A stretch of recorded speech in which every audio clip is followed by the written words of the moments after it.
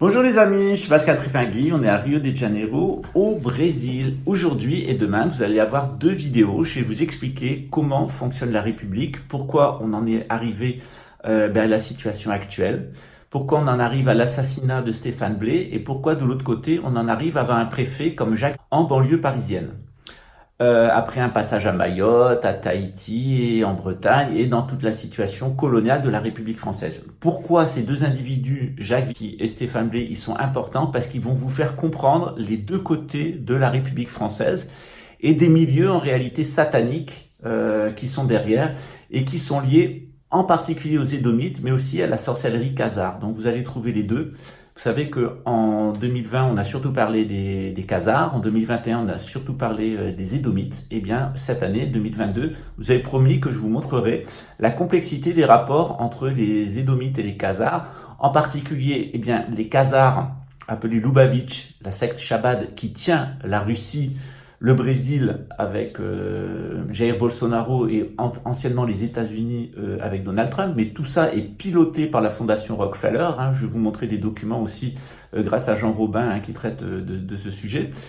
Et de l'autre côté, eh bien, on a du côté occidental des Édomites qui se sont associés à des Khazars qui pratiquent la sorcellerie.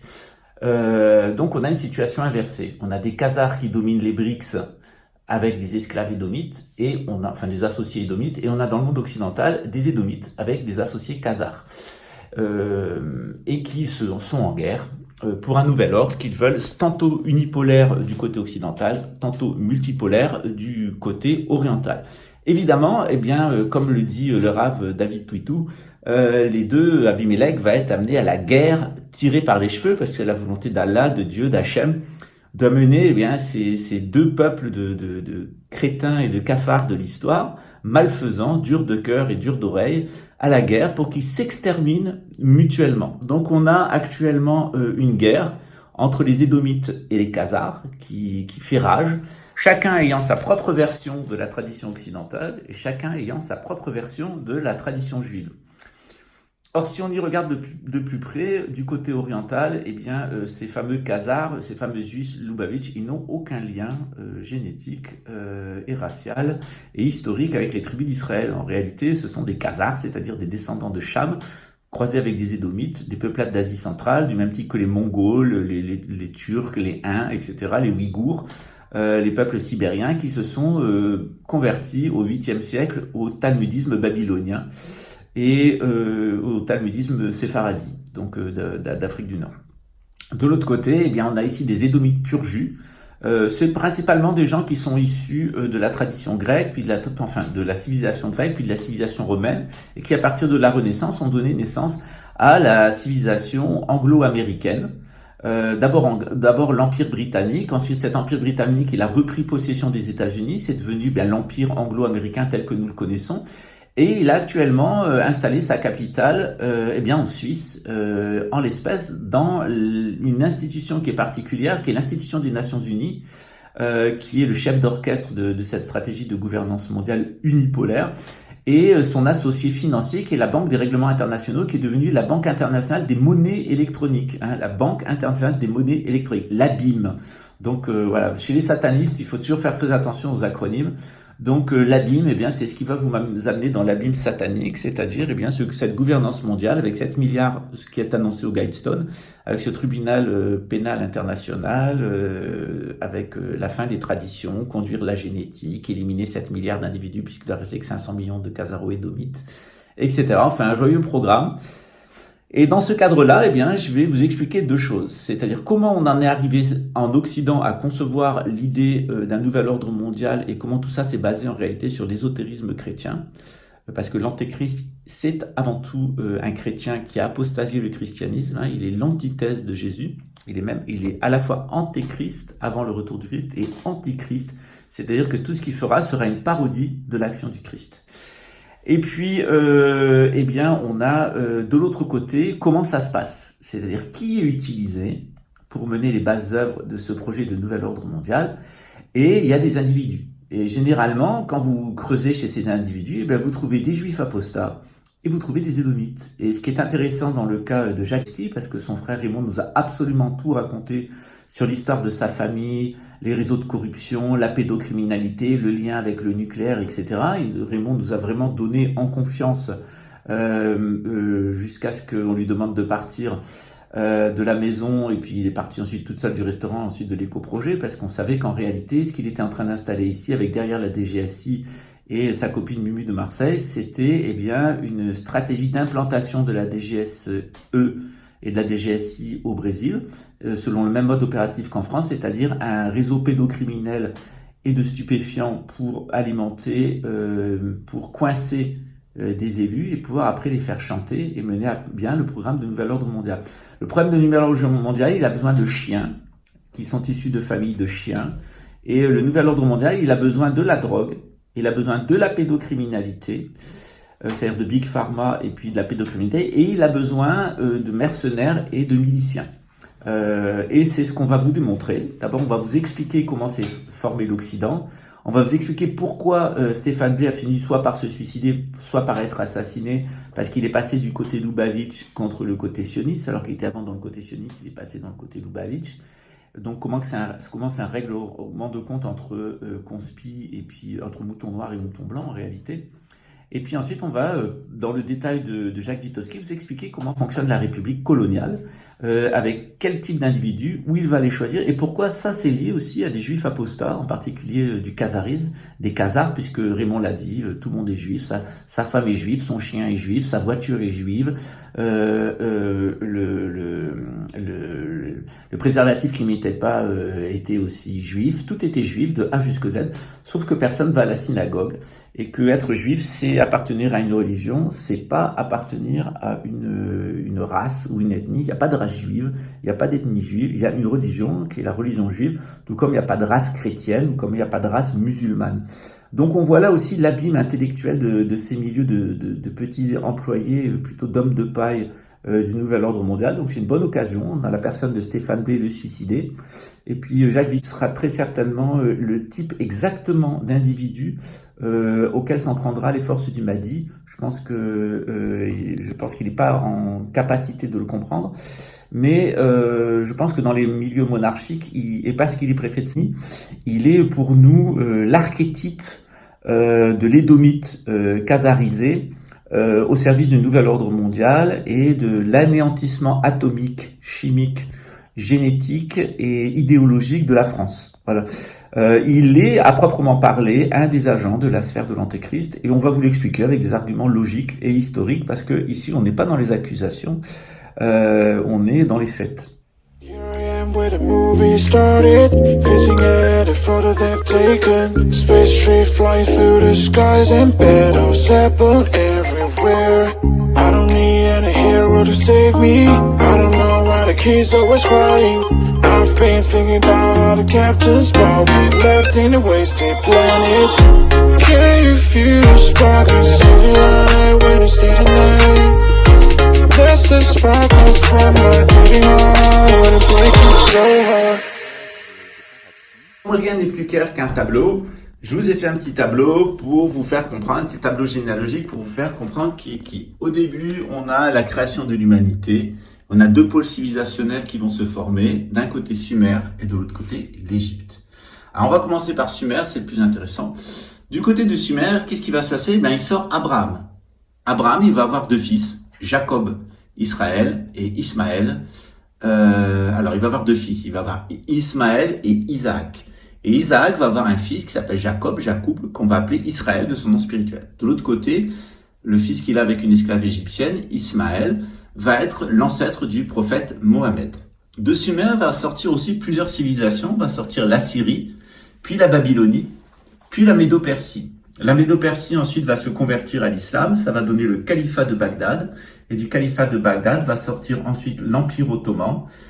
Cet empire ottoman, sous l'influence de la Grande-Bretagne, va exploser en nationalités, en divisant les nations, tout le monde islamique en nations, sur le modèle de la Bible. C'est-à-dire qu'on a découpé l'empire ottoman, on a mis d'un côté les Assyriens, d'un côté les Égyptiens, d'un côté les Babyloniens, c'est l'Irak, d'un côté la Médo-Persie, c'est les Iraniens, etc., d'un côté le Maghreb. Tout ce monde musulman, il attend un unificateur qui s'appelle l'imam al-Mahdi, qui sera donc un descendant d'Abraham.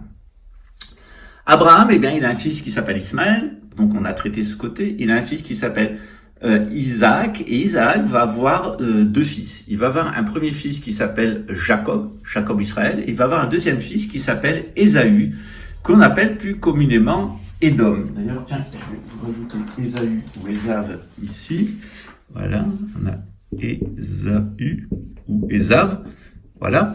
Voilà pourquoi le Rav Ron Twitou, vous allez comprendre pourquoi le Rav Ron Twitou vous annonce que, eh bien, l'Italie va être rayée de la carte par Ishmaël, le balai d'Israël, les forces du Mahdi, et pourquoi ils n'iront pas en camp de concentration, mais ils seront tous égorgés. Alors, vous allez le payer très cher, les Européens. Mais à un point, vous n'avez même pas notion de quoi on parle. Il n'y aura pas d'holocauste pour vous, c'est marqué aussi dans les livres. Et vous n'aurez pas à fuir. Parce que tout le mal que vous avez fait à Israël, vous le paierez au centuple. Quand l'Italie disparaîtra, quand Édom, c'est pour ça que le QG de la chrétienté qui vient de Esav se trouve là-bas, quand cet endroit-là disparaîtra, et c'est ce que veut faire l'islam, il s'occupe. L'islam, c'est le balai d'Israël, sachez-le. C'est-à-dire que au lieu qu'on fasse tout le travail, et on voit Ishmaël pour régler. Il ne fait pas référence aux Européens, il fait référence à une bande de Sémites qui est des descendants du rouquin Ésav, et qu'on appelle Édom. Ésaü, il est à l'origine, il est l'ancêtre d'Alexandre le Grand, il est l'ancêtre de Jules César et l'ancêtre de la couronne britannique. Donc on a là, dans la personne d'Édom, les trois empires sataniques. Le prophète Daniel nous dit qu'il y a 7 empires sataniques: l'Égypte, la Syrie, la Babylonie, la Médo-Persie, la Grèce, Rome, l'empire anglo-américain. Et au final, il nous dit qu'il y aura un nouvel ordre mondial qui sera mené par Édom, par l'Occident et Ésav. Alors on va passer maintenant de l'autre côté. On était du côté de Sumer, on va aller du côté de l'Égypte. La société, la civilisation égyptienne, elle est devenue musulmane. C'est ce qui était annoncé dans le Coran, bien avant. C'est-à-dire que, du temps de Pharaon, on a dit à Pharaon, il faut que tu te convertisses au monothéisme intégral. C'est ce qu'avait fait Akhenaton. Mais le pharaon Ramsès II, à l'époque de Moïse, lui, il n'avait pas voulu. Et une grande catastrophe s'était abattue sur l'Égypte. D'Égypte étaient sortis avec l'Exode les Juifs. Et les Juifs, ils ont eu les connaissances des maîtres maçons égyptiens, des constructeurs de pyramides. Et avec Hiram de Tyr, qui était un Cananéen, donc un Khazar, ils ont construit le temple de Jérusalem. Alors ce temple de Jérusalem, son savoir-faire, il a été transmis par les Juifs dans le cadre de l'Exode. Et puis les Juifs, c'est-à-dire les gens de religion juive, qui sont pas forcément des gens qui sont des descendants du peuple juif de Judée, mais les gens qui ont adopté la religion juive et le Talmud, ils sont dans l'attente du Mashiach, puisqu'ils sont partis en Exode. Et c'est comme ça que s'est créée la nation juive. La nation juive, elle n'existait pas du temps de Jésus. Il y avait une civilisation, la civilisation de Judée. Et puis les Juifs se sont répartis dans le monde entier. Et puis petit à petit, ils ont formé une nation bicéphale, avec d'un côté les Juifs ashkénazes et de l'autre côté les Juifs séfarades. Les Juifs séfarades, c'est des personnes d'Afrique du Nord qui se sont convertis au judaïsme au IIIe siècle. Et les ashkénazes, ce sont des Khazars qui se sont convertis au 8e siècle au talmudisme. En sachant qu'il reste aussi quelques descendants des tribus d'Israël, dont moi, et qui suis Cohen, et on est dans l'attente de la venue du Mashiach, c'est-à-dire de la restauration de la Judée, avec un roi de Judée, un empereur de Judée. Cette tradition juive, à travers de construction, à travers les fabers romains, c'est-à-dire les constructeurs romains, s'est transmis à la civilisation occidentale, et en particulier à la France, et c'est là qu'est née la maçonnerie. La maçonnerie opérative, avec ses maçons employés et ces maçons libres, c'est ce qu'on appelle les francs-maçons et les maçons normaux. Il y a des maçons qui sont attachés à une église, aux templiers, etc., qui sont payés en permanence et qui sont des maçons captifs d'une certaine. Puis il y a des francs-maçons qui sont libres ou attachés à une ville, qui vont de ville en ville. Voilà. Par exemple, les francs-maçons de Strasbourg, ils sont allés construire le Taj Mahal, toutes les briques, toutes les céramiques du Taj Mahal. Cette tradition de Judée qui s'est transmise par l'Empire romain à la France, elle a donné naissance au temps des cathédrales. Et puis avec Philippe le Bel, au XIVe siècle, il y a eu une grande crise. Et les Templiers, avec le mythe de l'Arcadie, ils ont amené toutes leurs connaissances en Amérique du Nord.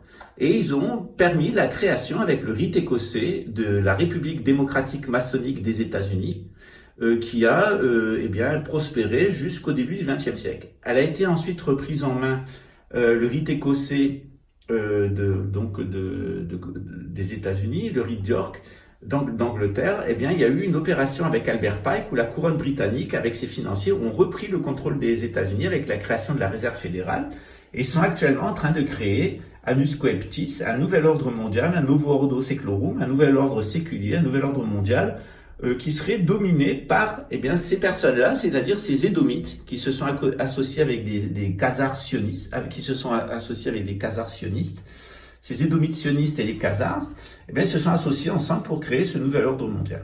Alors, ça a mis une situation de crise en Occident, et on finira en Occident par avoir un jugement de l'Occident, avec d'un côté les personnes qui suivront l'Antéchrist ou Messie al-Dajjal, ou le fils de la perdition, et qui seront exterminés par les musulmans et par les juifs, mais principalement par les musulmans, et de l'autre côté le grand pape et le grand monarque qui eux vont reprendre la tradition chrétienne de Jésus. Donc ici vous avez un tableau d'ensemble qui, je ne vous le cache pas, est issu du rite écossais.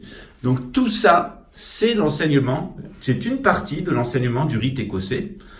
Il faut savoir que ce rite écossais, il a permis la création il est héritier de l'Égypte, il est héritier de la Judée, il est héritier du temps des cathédrales par les Templiers, il a permis la création de la République démocratique maçonnique américaine, mais il a été, avec Albert Pike, repris en main par les Édomites, et qui ont décidé de faire un nouvel ordre mondial unipolaire. Alors, ces Khazars et ces Édomites, alors ces chefs Édomites avec les sionistes Khazars qui sont avec eux, c'est eux qui veulent créer un nouvel ordre mondial unipolaire. Mais de l'autre côté, la même bande de financiers, la couronne britannique, ont instigé les BRICS parce qu'ils veulent une proposition de nouvel ordre mondial multipolaire qui savent qu'il échouera, mais qui fait partie de leur stratégie de contrôle du monde. Évidemment, cette stratégie de nouvel ordre mondial avec sa monnaie électronique, son Bitcoin, son Phoenix, ne fonctionnera pas, puisqu'il y aura une révolte des peuples de la terre, il y aura une révolte des juifs, de la nation juive, qui souhaitent revenir en Judée.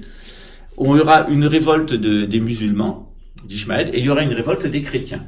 Et donc, chrétiens, musulmans et juifs vont se mettre ensemble pour faire tomber l'Antéchrist Messie al-Dajjal et faire tomber le nouvel ordre mondial.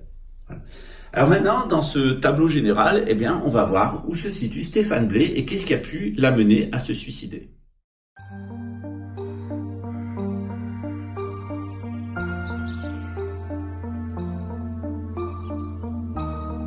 Alors, qu'est-ce qui se passe pour Stéphane Blay? Alors, Stéphane Blay, c'est un pianiste de génie, il passe chez Jacques Martin, à l'école des fans, etc. Il est de la coqueluche du tout Paris. Et puis, comme il est intelligent, et comme il est talentueux, et un peu sonné quand même, il va être contacté par la franc-maçonnerie. Il explique dans son livre, il va rentrer dans la franc-maçonnerie. Donc, il rentre dans la franc-maçonnerie égyptienne. On lui parle des francs-maçons, du temps des cathédrales.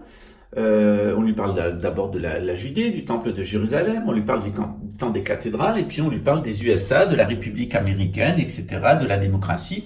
Et Stéphane Blay, c'est un fervent républicain, il aime la République française, il aime la soi-disant nation française, il aime 1789, il est dans la culture maçonnique des Lumières.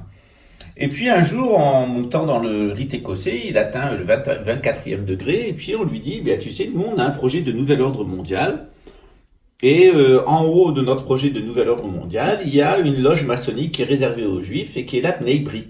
Voilà. Alors, ce qu'il s'aperçoit pas, Stéphane Blay, c'est que lui, il est très attaché à l'Égypte, à la Judée, à la France et aux USA.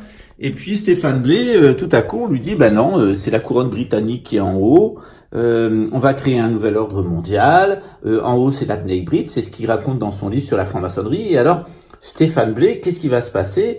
Il dit, mais ces gens-là sont au service de l'Antéchrist, etc., ce qui est vrai. Mais au lieu de passer de l'autre côté, de comprendre qu'en fait le grand monarque et le grand pape vont venir, qu'on a des prophéties, qu'il peut tout à fait rester en France, se fâcher avec personne, c'est juste une toute petite partie de la franc-maçonnerie à la tête qui est pourrie et qui est impliquée avec la couronne britannique dans cette idée de nouvel ordre mondial, qui est une dégénérescence, une déviation de la couronne britannique, il va chercher une porte de sortie. Et il était chez les Édomites et les Khazars sionistes, et il va décider d'aller chez les Khazars Lubavitch, qui se moquent un peu et qui manipulent les Édomites russes. Et donc il va aller se foutre chez un des agents des Rothschild, c'est-à-dire les Atatürk, en particulier dans la secte New Age pseudo-musulmane de Recep Erdogan.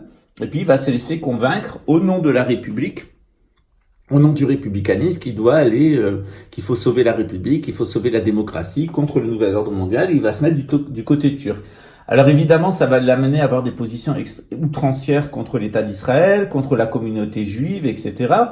Et puis, en tombant sur Dieudonné, qui a reçu les Lubavitch au théâtre de la Main d'Or, et qui est complètement impliqué aux côtés de la Russie, du côté BRICS, comme tous les conspires, eh bien, Stéphane va prendre des positions qui font qu'il va être excommunié du petit sérail républicain français au service du nouvel ordre mondial. Il va être stigmatisé, il va rentrer dans l'arnaque aux monnaies, il va rentrer dans une tentative de créer une monnaie électronique concurrente de l'arnaque du Phoenix, le Zincoin. Et puis, il va pas s'apercevoir qu'en réalité, derrière, c'est exactement la même mentalité. C'est au lieu d'avoir affaire à des édomites qui contrôlent des sorciers khazars sionistes, il a affaire à des khazars Lubavitch qui contrôlent des édomites russes, etc. Donc le pauvre Stéphane Blé, ses prises de position vont lui coûter très cher, il va finir par perdre tous ses contrats, vivre petitement, puis de rupture sentimentale, il était de plus en plus perturbé d'un point de vue psychologique et même psychiatrique, c'est normal, il était sous opération de police, et puis il va finir par se suicider ou par être suicidé.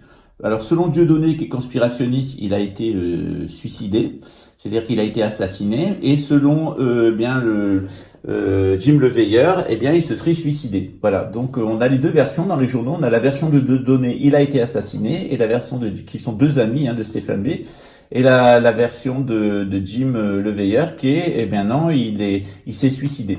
Alors ce qui est intéressant, c'est que les gens de Zincoin, comme Dieudonné, sont des gens qui sont richissimes, et on se demande bien, parce qu'ils ont monté des monnaies, et on se demande bien pourquoi ces gens-là n'ont pas assisté financièrement Stéphane B, pourquoi ils l'ont pas reçu chez lui.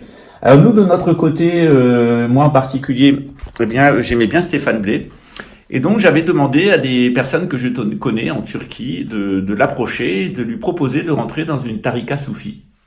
Ça fonctionnait plus ou moins. C'est-à-dire qu'il avait compris qu'il y avait un ésotérisme islamique, que l'islam n'était pas l'ennemi de la République. En tout cas, en Turquie, la République et l'islam vont bien ensemble, mais qu'au contraire, il pouvait trouver dans l'ésotérisme islamique tout ce qui serait bon pour lui, et il pourrait d'ailleurs comprendre beaucoup plus de choses. Alors, sa fin, elle a été dramatique. Pour vous faire comprendre la différence qu'il y a entre nous, les initiés, et les gens qui connaissons l'ésotérisme islamique, l'ésotérisme hindou, et donc du coup qui avons un meilleur éclairage sur l'ésotérisme chrétien, celui qui finalement au final a perdu, amène cette perversion de l'ésotérisme chrétien, va amener le nouvel ordre mondial. Le nouvel ordre mondial, c'est une perversion satanique de l'ésotérisme chrétien. C'est l'antéchristisme, ou l'antichristisme. Donc Stéphane Blé, il aurait pu trouver dans une tarika soufie, dans l'ésotérisme islamique, bien des choses de bien meilleure qualité. Pour vous faire comprendre ce qui se passe dans ces sectes chrétiennes, j'ai demandé à Nicolas, qui est passé, moi je suis passé par la franc-maçonnerie occidentale, le rite écossais notamment, j'ai décidé de faire témoigner Nicolas parce que lui, il est passé dans les mêmes sectes que Stéphane Blé, c'est-à-dire la Morgue, la pseudo-Rose-Croix, Stanislas de Loyola et tout ce qui est en fait de l'occultisme et du mysticisme occidental, qui parce qu'il s'est dévié, parce qu'il s'est satanisé, c'est le propre de toute initiation. Une initiation à la fin, elle devient satanique. Un lieu initiatique à la fin, il devient satanique. Eh bien, il va vous expliquer un petit peu la confusion mentale et le lavage de cerveau et surtout l'entretien de la confusion mentale qu'il a connu dans l'ésotérisme chrétien, et puis comment il en est sorti grâce aux initiations soufis, grâce au soufisme, quitte ensuite à revenir dans le christianisme et grâce à René Guénon avoir une vision beaucoup plus claire de l'ésotérisme chrétien. À ce titre, je vous invite à lire le livre d'un guénonien qui est l'abbé Henri Stéphane, qui a fondé une petite école d'ailleurs à Luxembourg à laquelle j'ai participé pendant un petit temps, une école guénonienne. Il s'appelle l'abbé Henri Stéphane, son livre aux éditions d'Hervis s'appelle Introduction à l'ésotérisme chrétien. Voilà, il y a un très grand débat dans notre groupe de philosophique guénonien entre ceux qui pensent que le christianisme est un ésotérisme juif exotérisé et ceux qui pensent que le christianisme est une tradition exotérique à part entière. Voilà, ça c'est un débat qu'on laissera un petit peu en dehors d'aujourd'hui. Voilà. Donc on va vous expliquer qu'est-ce qui se passe, pourquoi Stéphane Blé est devenu cinglé en réalité avec cet occultisme occidental et comment il aurait pu s'en sortir par le soufisme, quitte à rester chrétien. Mais malheureusement, ça n'a pas été le cas pour lui. Donc maintenant, on va faire témoigner Nicolas qui va nous raconter son aventure dans la sphère de l'antéchrist. Je rappelle que les Rose-Croix dans lesquels il était, c'est eux qui ont construit les Guidestones of Georgia.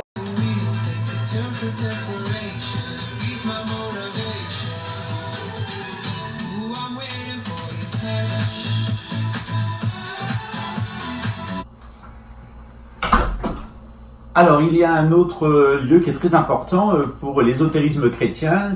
D'ailleurs, c'est plusieurs lieux. C'est Saint-Gilles-du-Gard, où il y a le pèlerinage et l'initiation à Saint-Gilles, qui est le chef des chevaliers de la noblesse française. Et puis, évidemment, il y a la nécropole des rois de France à Saint-Denis. Et la Seine-Saint-Denis, en règle générale, elle a été découpée comme telle à la Révolution parce qu'on voulait isoler de Paris un certain nombre d'influences spirituelles. Or, pour isoler ces influences spirituelles, pour faire qu'elles ne se déversent plus sur Paris, puisqu'on est à l'est de Paris, nord-est de Paris, eh bien, ils ont construit là toutes sortes d'usines dégueulasses, etc., où ils ont fait de la forge, etc., pour pourrir au maximum. Alors la Seine-Saint-Denis, à un moment, elle a été très riche par l'industrialisme, et puis c'était aussi un quartier ouvrier, puis elle est devenue très pauvre avec la désindustrialisation, elle est principalement maintenant peuplée de Maghrébins.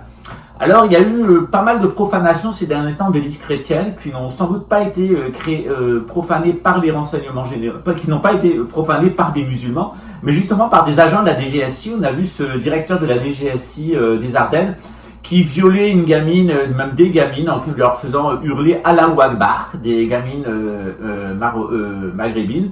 En réalité, il y a toute une culture qui s'est mise en place de préparation psychologique à la DGSE et la DGSI. D'ailleurs, notre ami Raymond nous a expliqué qu'à l'intérieur de la DGSE, il y avait des cours de haine anti-musulman, de fanatisation anti-musulman, qui étaient montés par l'armée française, et qu'il y avait très certainement la même chose dans le renseignement français, où ils fanatisaient un certain nombre de psychopathes, principalement des étrangers, importés d'Europe de l'Est au moment où, après la guerre de 14, on a importé des étrangers d'Europe de l'Est et des Italiens, puis après on a récupéré les pieds noirs qui étaient pour la plupart d'entre eux des Italiens, des Espagnols et des Portugais, mais des Espagnols et des Portugais, peu de Français, ont été quelques Alsaciens.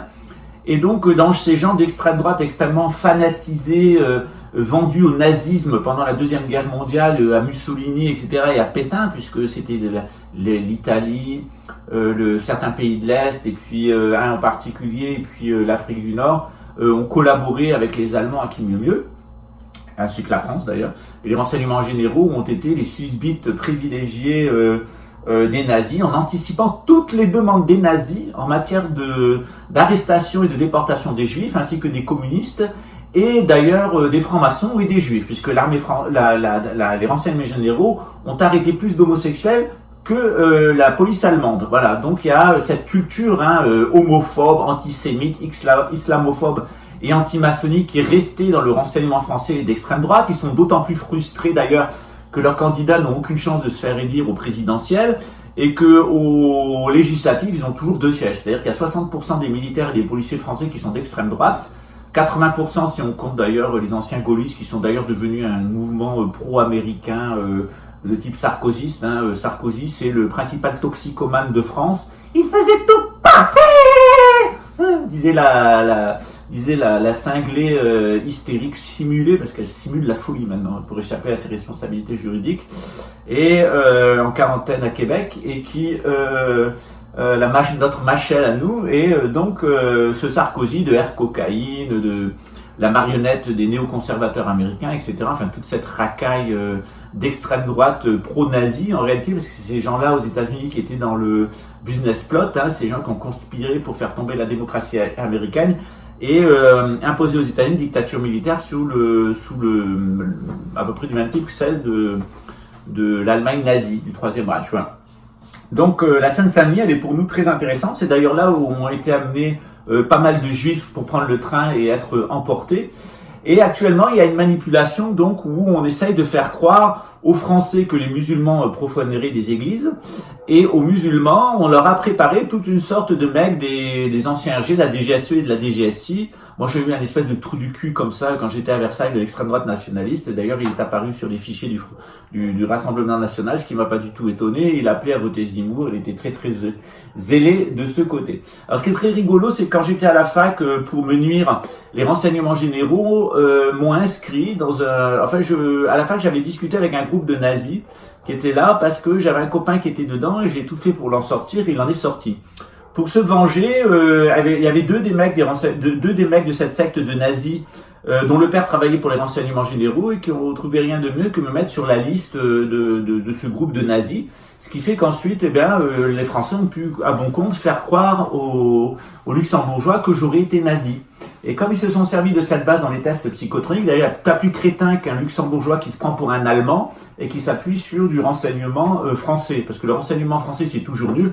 Et quand on est luxembourgeois, on n'est certainement pas allemand. Mais il y a dans la police luxembourgeoise un reliquat de fils de collabo à l'Allemagne nazie, parce que évidemment l'administration luxembourgeoise a collaboré avec les nazis. Il y a eu de l'épuration, mais il y a eu des pardons. Il y a des gens qui sont venus, puis il y a des gens qui sont partis, qui sont passés entre les mailles du filet, en particulier dans la famille Heinen.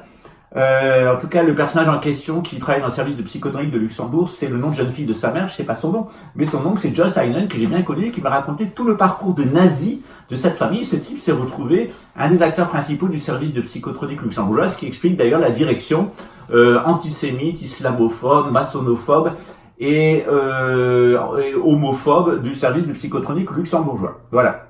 Donc un lieu très important, c'est la Seine-Saint-Denis, c'est d'ailleurs là où il y aura le principal conflit d'ailleurs entre les éléments de la DGSI qui sont fanatisés et ceux qu'on nous présentera d'ailleurs comme des musulmans fanatiques.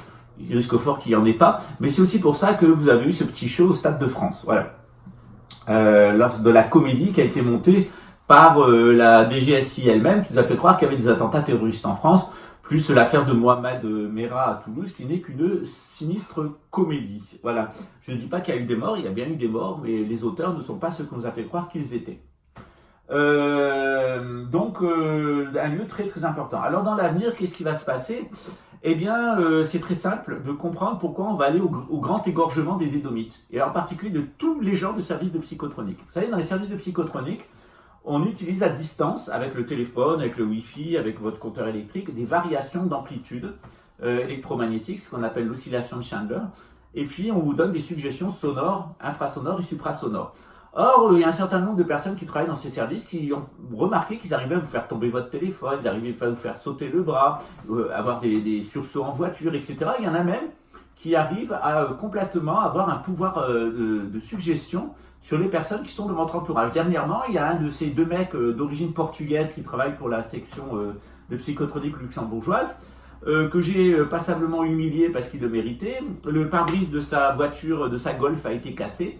Il a suggéré toutes les personnes possibles dans mon entourage pour trouver quelqu'un qui soit suffisamment en conflit avec moi pour prendre une pierre et me péter mon pare-brise. Voilà, ça vient de me coûter 1500 €.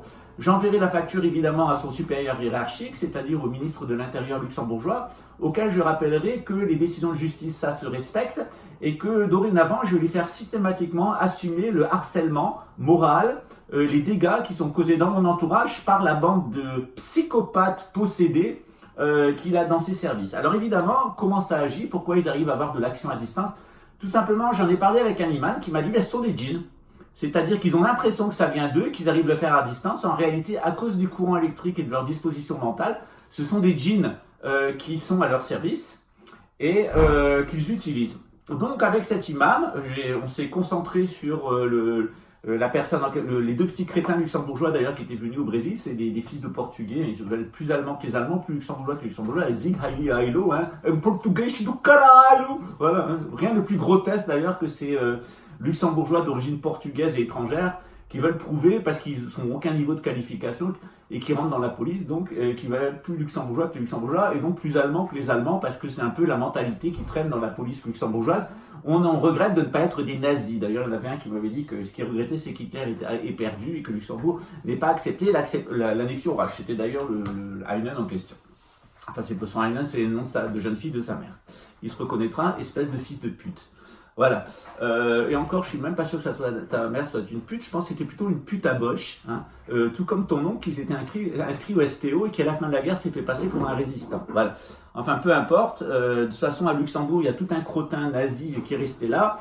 Et comme il était déclassifié socialement, il s'est principalement retrouvé dans la police. Et quand on a un profil de nazi, la psychotronique, c'est parfait. Donc, avec l'imam en question, on s'est mis à parler avec le djinn qui le possède, et on a demandé au djinn, est-ce que tu veux te convertir à l'islam? Et le djinn en question nous a dit non. Généralement, les djinns disent oui. On leur parle, et puis ils acceptent. Ils se mettent au service de la religion.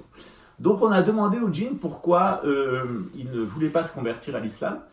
Et le djinn nous a dit qu'en réalité, dans les services de psychotronique, ils travaillaient tous avec des djinns sans exception, mais que les djinns étaient déjà convertis en réalité, qu'ils travaillaient pour Dieu. C'était une tentation qui leur était imposée, et qu'au moment du jugement, quand les forces d'Ishmaël rentreront en France, eh bien systématiquement les serviteurs d'Ishmaël seront amenés vers les serviteurs de l'Antéchrist qui se sont associés à ces djinns-là pour faire de la psychotronique afin de les égorger. Et ça m'a rappelé un épisode à Luxembourg où un monsieur qui avait été torturé à la prison de Schrasich avec du matériel psychotronique est sorti, mais il a été passablement torturé d'ailleurs, moi-même aussi, parce que je vais maintenant vous faire des vidéos où je vous raconter dans le détail ce que fait la police luxembourgeoise, la police judiciaire, à l'intérieur de la prison de Schrasich, qui n'est pas une prison, qui est un camp d'extermination nazi d'ailleurs, avec du personnel psychiatrique polonais et roumain, c'est-à-dire qu'il y a une certaine compétence dans les anciens pays de l'Est en matière de déportation, de camps de concentration, de goulag et de torture psychiatrique. Voilà. Donc, bon chien chartreuse de race, et le ministère de l'Intérieur fait très bien son travail à Luxembourg, puisqu'il détecte parfaitement les profils de crevards, en fait, qu'il va faire travailler dans ce genre de service pour y faire ce qu'ils y font. Et donc, le mec, il arrive de psychotronique, policier, il arrive à la gare, et puis là, il croise un mec qui était mis en prison, et le mec a sorti son couteau, il a égorgé. Voilà, donc c'était bien la preuve de ce que je vous dis. Et donc c'est une très grande nouvelle, et je confirme tout à fait ce que dit le Rav David Twitou.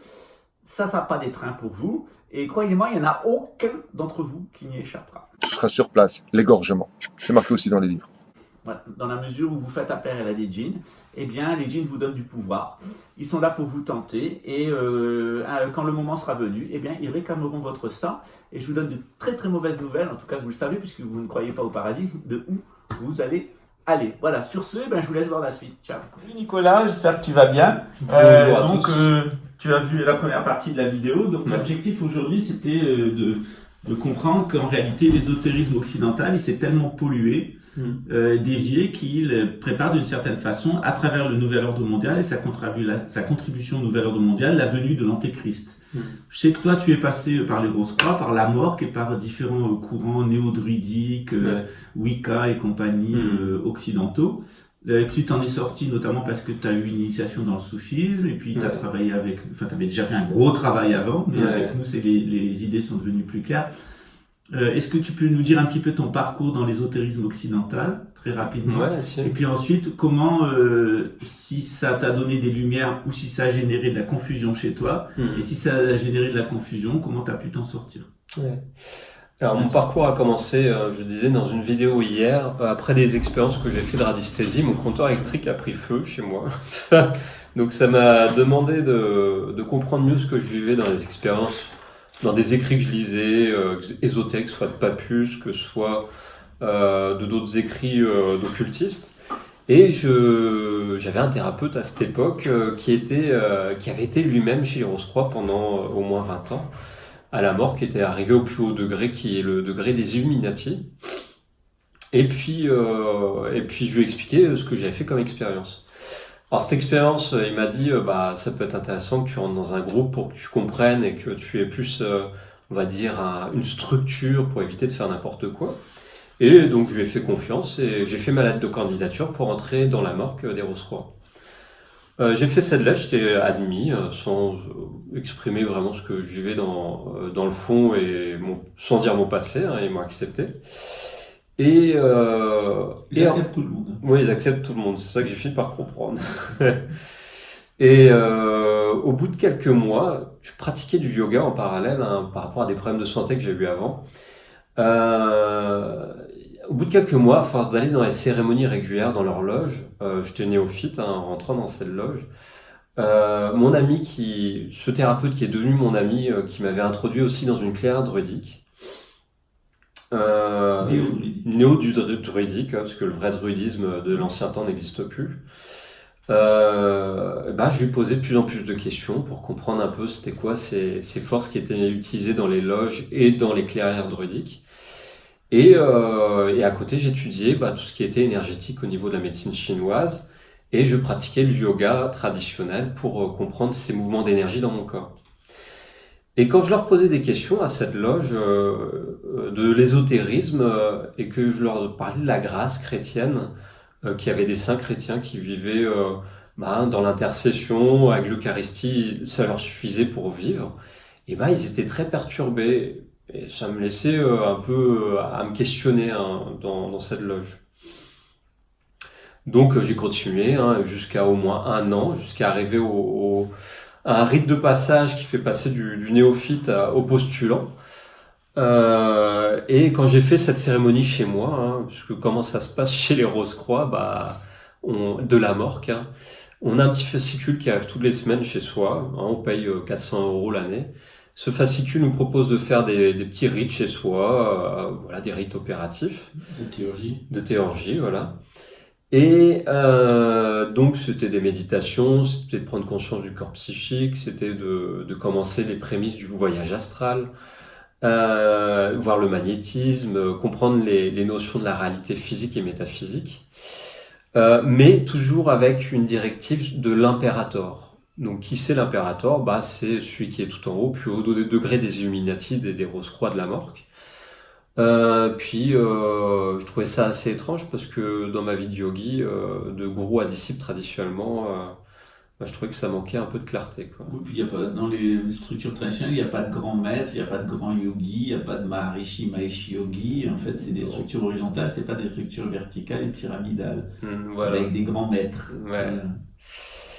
Et donc cet ami qui était sorti de la Morque, qui était lui-même maçon, mais à côté dans une petite loge à Brest. D'ailleurs, il rigolait souvent, mais il avait en disant que il fallait appeler centimètre et pas mètre. Ça, c'est un peu convaincu. Ouais, voilà. Et ça me faisait rire. Par contre, lui, il avait des grands problèmes. C'était un hypersensible, un thérapeute, mais qui était un peu pris par l'alcool. Et donc il avait ces problèmes de base qu'il n'arrivait pas trop à gérer, et moi à côté j'étais vraiment dans une vie d'ascète et je l'emmenais des fois, je le dérangeais un peu parce que je lui parlais d'ascétisme, de yoga, et lui était plus dans le Qigong. D'ailleurs il m'avait transmis toute l'initiation du Zen Qigong, le Qigong de la sagesse.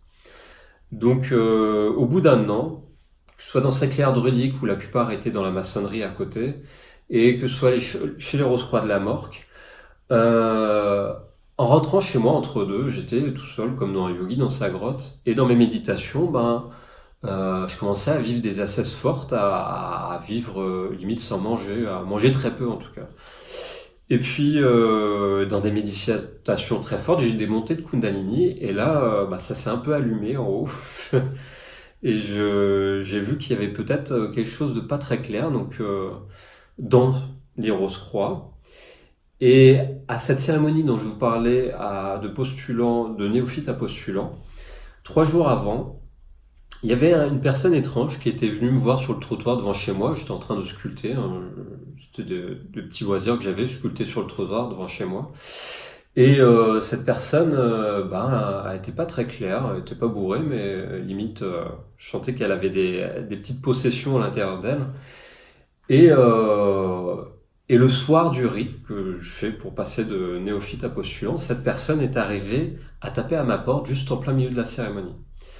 Donc j'ouvre pour voir qui c'est, et je vois que cette personne était totalement possédée sous alcool, et qu'il n'y avait pas que de l'alcool, il y avait quelque chose de plus sombre derrière.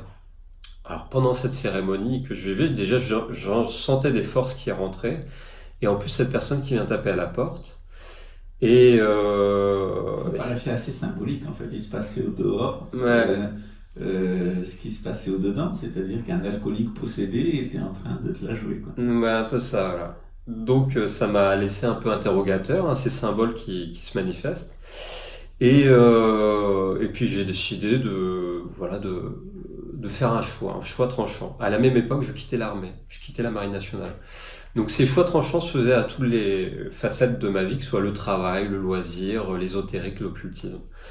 Donc j'ai fait un choix face à la claire druidique. Je leur ai dit que je voulais continuer ma voie dans une voie chamanique et plus de yogi solitaire. dans un côté traditionnel des yogis, c'est-à-dire. C'est ce que le bouddhisme appelle les réalisateurs solitaires. Voilà, C'est une des voies du bouddhisme. c'est ce que j'ai La compris voie plus où tard. on est. Voilà, la voie du Dzogchen où nous sommes, c'est Des réalisateurs solitaires. c'est ça. Et donc j'ai quitté ces clairs druidiques en gardant des amis, des connaissances, mais sans forcément construire les rites avec eux. J'ai quitté les Rose-Croix de la Mort parce que dans cette initiation que j'ai vécue, je commençais à faire des recherches sur Internet des anciens de la Mort qui étaient pas très contents de ce qu'ils avaient vécu avec eux. Et là, je suis tombé sur les histoires des Guystones et des personnes qui faisaient des méditations pour faire des projections astrales sur les présidents, sur les personnes qui s'occupent de diriger les mouvements politiques. Et là, je me suis dit, oh, il y a quelque chose à creuser, c'est pas très clair. Et ça correspondait à ce que je chantais dans mon intuition et mon senti, mon fort intérieur. Donc dans les recherches, plus j'ai cherché, plus je suis tombé sur toute cette structure du nouvel ordre mondial, avec l'histoire des Illuminés de Bavière depuis qu'ils avaient été virés d'Autriche. Et puis j'ai commencé à faire des recherches sur le rite écossais, sur Albert Pike, sur aussi Eliphas Lévy, avec l'histoire d'où ça n'est pas plus, et aussi sur le côté ésotérique du christianisme, en passant par Maître Philippe, un guérisseur magnétiseur. Donc tout ça, c'était en lien avec Papus, la même époque. Hein. Et puis en creusant, je suis arrivé à un certain niveau de compréhension que les structures qui dirigent au niveau politique, qui dirigent au niveau ésotérique, de l'occultisme en tout cas, sont totalement vérolées. Pourquoi ? Parce que ceux qui dirigent sont pas des sages, étaient des personnes qui étaient totalement pris par leur abus de pouvoir, leur côté égotique, et pas du tout guidés par la grâce, et au contraire étaient des obstacles à la grâce. C'est ce que je voyais au travers cette remise en question que j'ai eue avec ceux qui dirigeaient la loge des Rose-Croix où j'étais. Quand je leur parlais qu'on pouvait vivre sans forcément manger, mais qu'il y avait des saints d'ailleurs guérisseurs, des saints chrétiens comme je pense à Nicolas de Flue en Allemagne, qui a eu Sainte Thérèse de Neumann, qui a eu voilà, différents saints qui ont été moins connus, qui vivaient sans forcément manger. Et en creusant, j'ai vu que c'était des rites qui m'étaient demandé de faire pour donner une partie de mon âme, une partie de cette lumière divine qui me traversait dans mes pratiques, à un rite, une opération magique sur la tête de certaines personnes. Et donc, j'étais pas du tout en accord avec ça. Donc, je suis parti de ce côté-là, de système pyramidal qui utilise la forme psychique et la lumière d'âme des personnes naïves qui sont dans ces structures, souvent, qui n'ont pas confiance en elles. C'est ce que je vivais à cette époque. J'avais pas confiance en moi-même, je me connaissais pas assez, et j'avais besoin de lumière, de connaissances, de sages. Et j'ai eu des lumières de savoir, mais pas de sages, de structures initiatiques vérolées. Donc c'est en étant sorti, en prenant cette voie de réalisation solitaire qu'on voit dans le Jozen, que j'ai rencontré des personnes sur mon chemin qui étaient, elles, plus éveillées que toutes ces structures et qui restent dans la discrétion. Et j'ai vu que c'était ces personnes dans la discrétion qui avaient beaucoup plus de connaissances et de côté avec humilité pour aider les autres, qui étaient très discrets, qui ne faisaient pas forcément parler d'eux. Et c'est en travers ces rencontres que j'ai rencontré des enseignements du soufisme. Donc j'étais en lien avec une tarika soufi au Maroc, avec une personne qui dirigeait cette tarika, qui était d'origine du Maroc, qui était un scientifique qui a travaillé pour les laboratoires du roi du Maroc, professeur Aziz El Emrani Jouté. Voilà, donc j'ai eu des enseignements dans son côté tarika où il faisait un lien, un pont de connexion avec l'Advaita, parce que lui-même avait eu des enseignements en Inde au travers un ashram et des enseignements d'un yogi, d'un gourou. Et on vivait cet état de connexion dans cet enseignement qui est allé au-delà de la magie du côté astral, que c'est Ces loges, en tout cas ces rites de Rose-Croix de la Mort que travaille, que propose de toujours être dans l'astral, dans le voyage, la visualisation. Et je suis rentré dans ce qu'on voit dans la tradition transcendantale, du soufisme ou de l'Advaita. Je suis rentré dans une voie de reprendre conscience de tous ces morcellements de l'âme, et au travers des rites très simples, des récitations, des mantras, que ce soit les dirks dans le soufisme, et pour vivre des états de transcendance, de méditation profonde, transcendantale, et arriver à une reconnexion avec des profondeurs et une grandeur, une expansion intérieure, qui m'a permis de sortir de toute cette confusion déjà au niveau mental, en prenant du recul avec le mental. Parce que c'est ça que j'ai eu après en enseignement, au travers aussi l'enseignement traditionnel de l'Ashtanga Yoga que j'ai reçu dans la lignée de Krishnamacharya. Cet enseignement que j'ai reçu par mon gourou, qui est avec la mère de ma fille, qui s'appelle Serge Fontenot, qui était un des précurseurs de l'Ashtanga Yoga en France, qui avait reçu l'enseignement de Pattabhi Jois, que Pattabhi Jois avait reçu de Krishnamacharya. Voilà, donc ces enseignements que j'ai reçus m'ont permis d'apprendre la structure traditionnelle de l'Inde au niveau que ce soit de la Bhagavad Gita, des Védas et de l'Advaita par les enseignements de la transcendance par mon maître que j'ai eu, qui était au niveau de la Tariqa Soufi. Et cette connexion de véritable voie de réalisation, de réintégration de tout ce morcellement d'âme pour revenir à l'unité primordiale, il est étudié par la gnose. Donc j'ai eu plus aussi d'enseignements au travers le temple bouddhiste et les enseignements que Pascal et Lama Kunzang qui est là présent dans les enseignements de Pascal, pour comprendre avec mon mental une structure traditionnelle et avoir plus de clarté. Comme le tableau que Pascal a pu vous expliquer, c'est grâce à un travail véritable, opératif sur sa conscience, sur son âme, sur ses mémoires, pour se sortir de cette confusion, que ces structures de l'ombre qui se disent entre guillemets structures initiatiques sont plutôt des écoles qui se font passer pour discrètes pour attirer le chaland, mais ils sont pas vraiment secrets. D'ailleurs, tout le monde peut rentrer. Moi-même, je suis rentré et j'étais pas du tout clair. J'avais des problèmes encore à l'époque quand je suis rentré chez eux, de manque d'intégrité, problème de drogue que je fumais de temps en temps, et tout ça, ça ne les a pas empêchés de me donner un certain pouvoir, et c'était une transmission de pouvoir en fait, et pas de clarification de tous ces rites de pouvoir que j'ai vécu après dans la Tariqa Soufi, et que j'ai eu dans les pratiques du yoga traditionnel, d'apprendre à voir c'est quoi un siddhi, un pouvoir qui s'éveille, et de voir aussi comment s'en sortir, parce que les siddhis, c'est les pièges. On le voit bien, c'est les premiers enseignements dans les Yoga Sutras de Patanjali. Il est bien dit que quand on pratique, on a plus de clarté mentale, on comprend les structures, on comprend les effets des rites, et aussi, on a, dans un certain sens, une influence qui vient par les pratiques, qui va influencer notre réalité. Et il y a des fakirs en Inde qui s'en servent pour briller dans les foules et illusionner le public pour se faire un peu d'argent. Et à l'heure actuelle, dans le monde, il y a des gens comme les fakirs en Inde qui se tirent d'un certain pouvoir entre guillemets, mais en fait ils n'ont pas vraiment de pouvoir. Ils n'ont aucune puissance. Voilà. C'est ça que je veux dire, c'est qu'un pouvoir non maîtrisé, c'est une influence qui nous mène à notre perte. Et malheureusement, c'est ce que j'ai vécu avec mon ami thérapeute, qui m'a permis de rentrer dans cette loge des Rose-Croix et qui est aussi dans ce cercle druidique.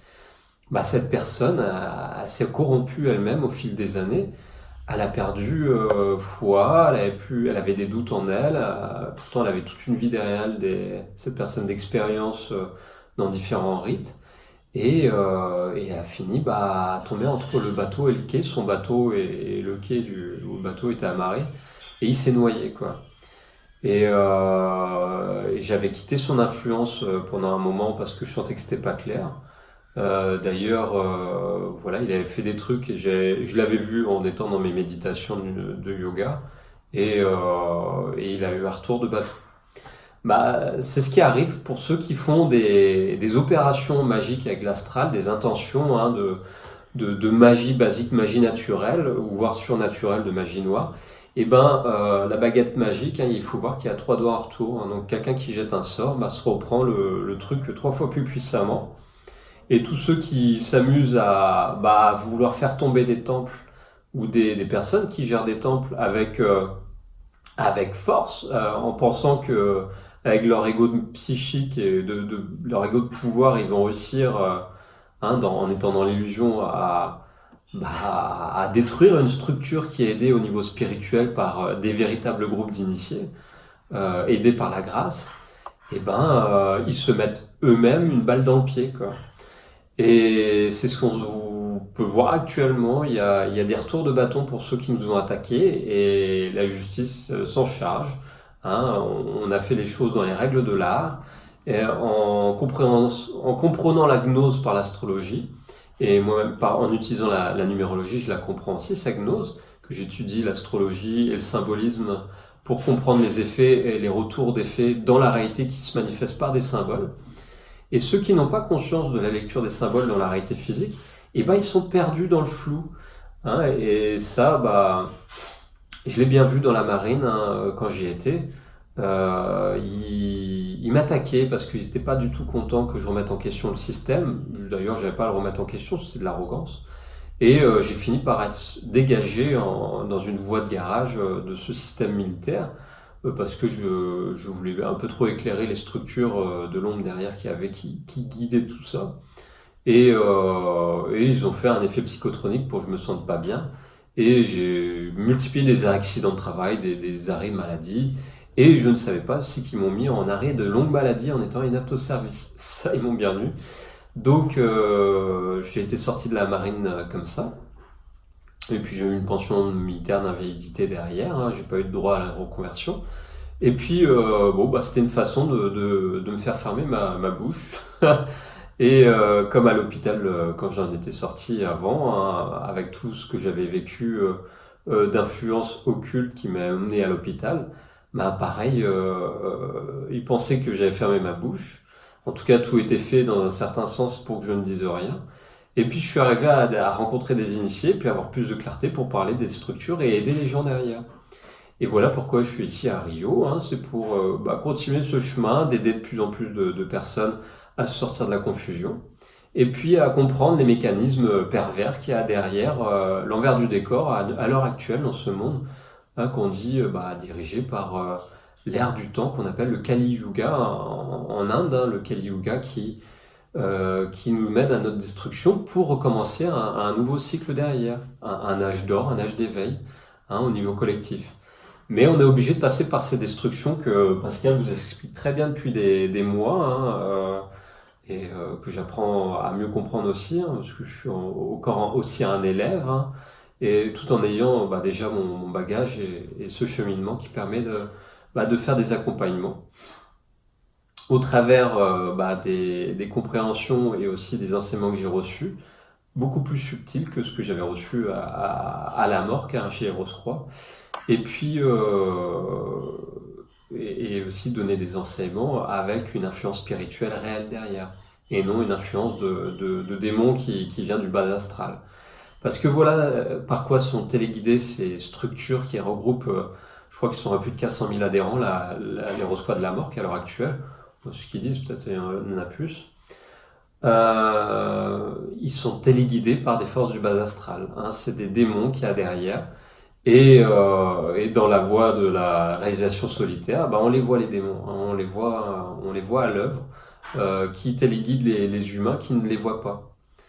Donc on y fait face dans cette voie de réalisation solitaire. On est comme l'ermite avec la lampe qui éclaire le chemin dans l'ombre, hein, et puis ceux qui passent à côté de nous, ils voient un peu mieux leur chemin, et nous-mêmes on avance sur notre propre chemin comme ça, et ça attire les moustiques, et les moustiques ils viennent vampiriser un peu et puis attaquer, hein, mais ce sont que des êtres de passage.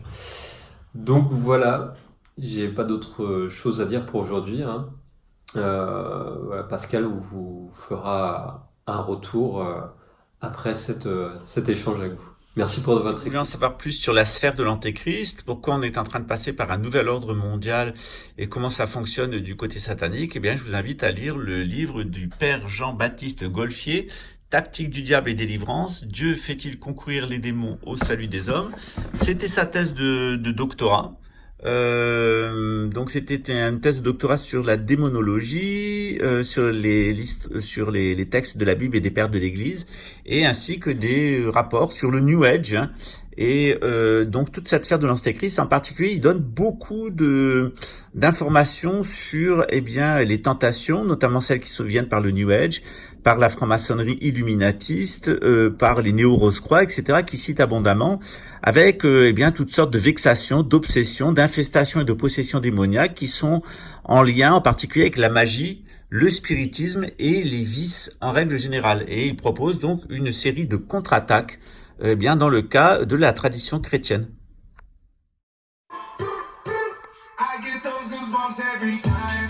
Here I am where the movie started, facing at a photo they've taken. Space tree flying through the skies and battles happen everywhere. I don't need any hero to save me. I don't know why the kids always crying. I've been thinking about how the captain's ball we left in a wasted planet.